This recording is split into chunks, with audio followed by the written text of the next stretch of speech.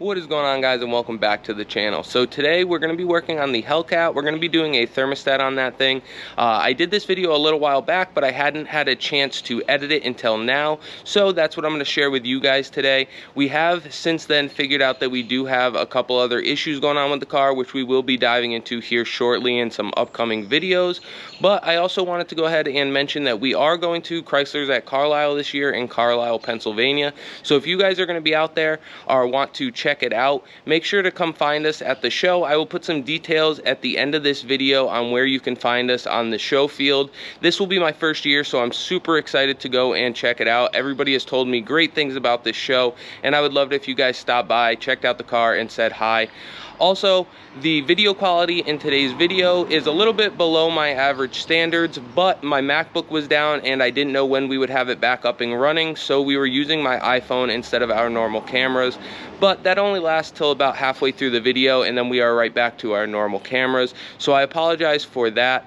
As always, guys, I appreciate you for checking out the channel. Don't forget to subscribe and ring that bell so that you get notified anytime that we put out a video. Let's go ahead and get through the intro and jump right into today's video.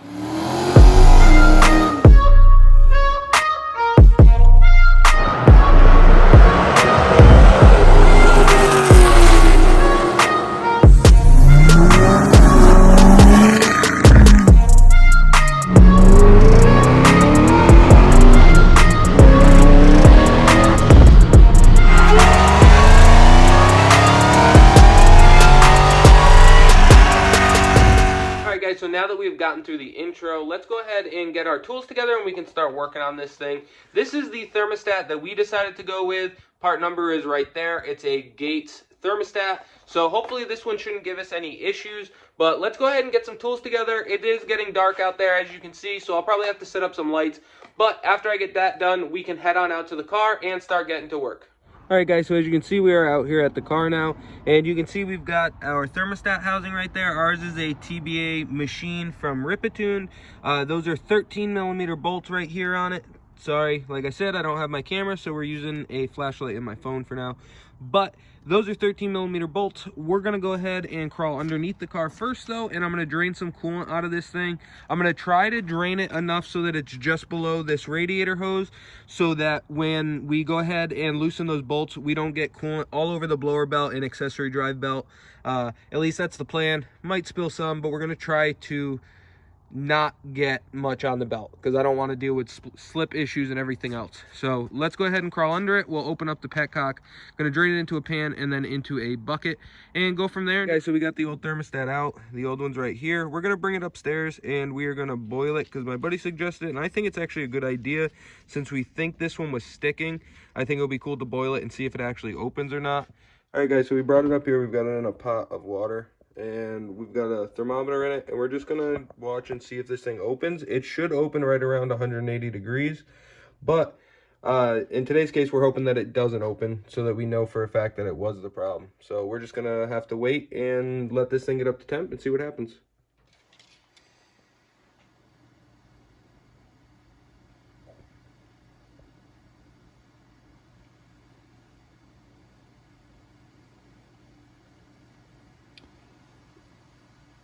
Yeah, so 180 it should be opening.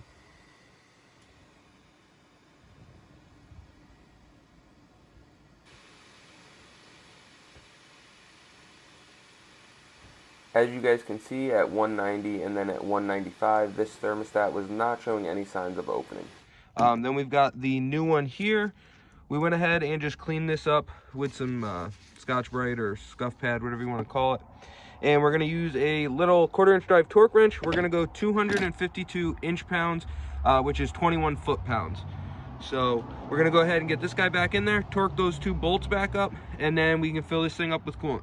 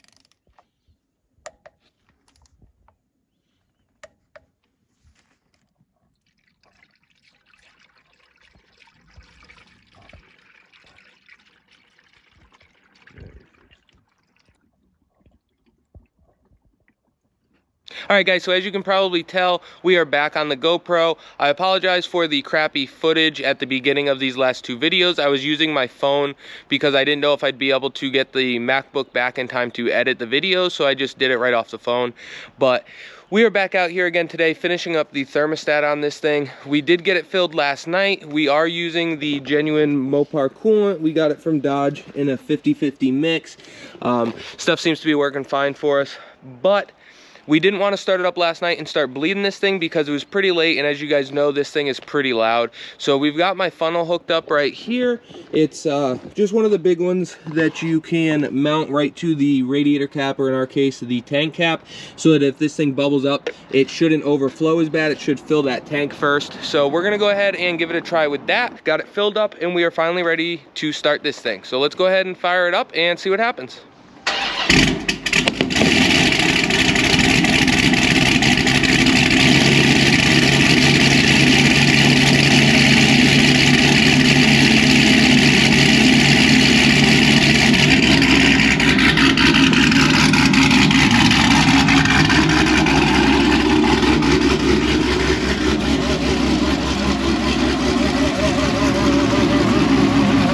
We did get it to fire up. Of course, right as we got it to fire up, now it's raining on us, so we're just gonna kind of have to deal with it and let this thing get up to temp and see what happens. I didn't get a chance to explain what I'm doing here, but as you can see, we've got the driver's side of the car jacked up, and anytime you mess with the cooling system in one of these cars, you should be jacking up the driver's side of the vehicle and turning the heat on full blast. This helps push any air bubble that's in the system out into the tank. Alright guys, so we decided to hop in this thing and take it for a quick ride, make sure that our temps are staying where they should be. Knock on wood, so far we seem to be alright. I'm just gonna go around the block a little bit more here and just easy cruise it. We've got the heat on full blast. As you've seen, we had to jack the car up a little bit to get an air bubble out of it. But other than that, we seem to be all right at this current moment. So I'm gonna go around the block a little bit more, and then I will pick up the camera again when we get back to the house.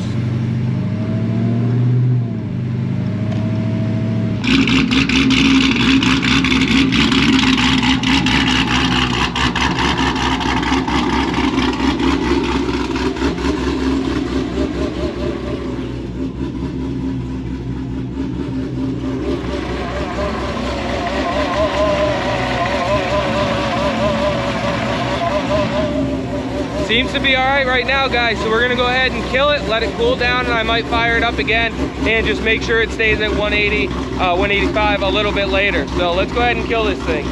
So as you guys can see in those last couple clips, the car was running perfect. I drove it around a little bit.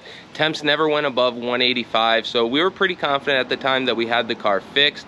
Like I had mentioned, I hadn't had a chance to edit this video until now. This was shot a couple weeks ago before we took it back to the track the last time, which is already on the channel. You guys can go back and check that video out. We were still having a similar issue after making a full pass with the car. It would get hot and push some coolant. So we obviously don't have the problem fixed, but I have a few ideas on what it might be, but I want to wait to mention it until we know for sure. So we're gonna have to dive back into that thing and try to get this figured out, because I really want to get it back to the track. We've got some new parts that I want to try out on this thing once we get that figured out, which I'm going to show you guys right now. So we've got a ported snout for the 3-liter Whipple right here from Kong. It's a really nice piece, honestly. I got it from someone that bought it and wasn't able to use it because they changed their combo. But this thing is opened right up, and honestly, it looks pretty sweet. I think it's going to perform just as well. We're going to swap our pulleys, though. We're going to be putting a smaller pulley than that on there. But like I mentioned, sadly, we're going to have to wait until we get the issue with the car figured out. Like I mentioned at the beginning of the video, guys, we are going to Carlisle. I'm going to go ahead and put a picture up on your guys' screen. We're going to be car number Y445 as long as nothing changes. I know they reserve the right to change things around a little bit if they need to. So as of right now, we are Y445, and if anything changes, I will make sure to keep you guys up to date either on Instagram or in a YouTube short or something like that. But I'm going to try to circle the area that we are going to be in. As far as I know, that's where we will be. And like I said, I would love if you guys came out and checked it out if you are going to be in the area. As always, guys, I appreciate you for for checking out the channel. Thank you for watching the video. Don't forget to like, comment, subscribe, and ring that bell, and we will catch you on the next one.